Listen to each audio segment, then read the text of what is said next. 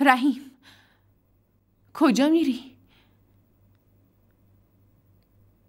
جانان حلقه اسکندر رو بهش پس داده. نامزدی اونا به هم خورده.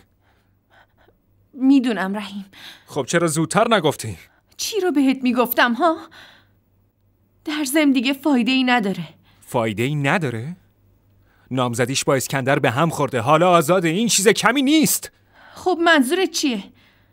فکر کردی دوباره بری سراغش؟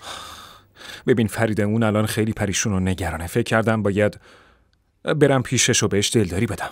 رحیم تو چت شده؟ معلومه چی داری میگی؟ چطور؟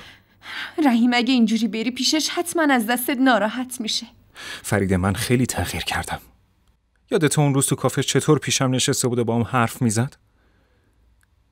الان دیگه از حرف زدن و وقت گذراندن با من بعدش نمیاد. پس باید برم. خدا نگهدار.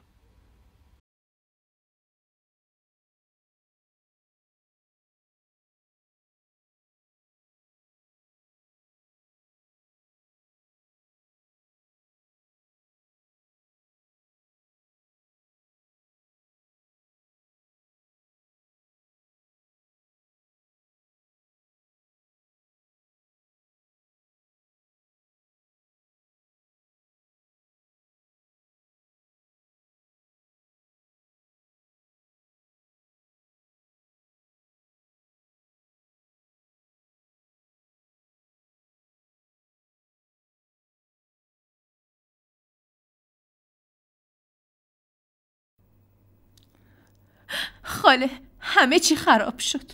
چی شده؟ چرا انقدر نگرانی؟ رحیم فهمید نامزدی جانان با اسکندر به هم خورد. باشه، اما چطور فهمید؟ نمیدونم خاله، اما رفت جانان رو ببینه. فکر کنم میخواد سعی کنه دوباره با جانان باشه. نباید اینجوری بشه. تو میدونی چقدر برام سخت بود که رحیمو به طرف خودم بکشم. حالا جانان میخواد بیاد و بین من و رحیم قرار بگیره. باید چی کار کنم؟ میفهمم. این واقعا نگران کننده است. بگو چی کار کنیم؟ اما فریده، برادر اشفاق و نیکان با هم حرف زده بودن. رحیمم رضایت داده بود. من که فکر نمی کنم رحیم دوباره سعی کنه به جانان نزدیک بشه. نه خاله، رحیم از شنیدن این ماجرا خیلی خوشحال شد، جوری که انگار منتظر این خبر بوده. کاش به جای این همه صبر کردن جانانو خفه کرده بودم. اون وقت اینجوری نمیشد. نه جانانی وجود داشت و نه رحیمو از دست میدادم. خاله دارم دیوونه میشم. نمیدونم باید چی کار کنم.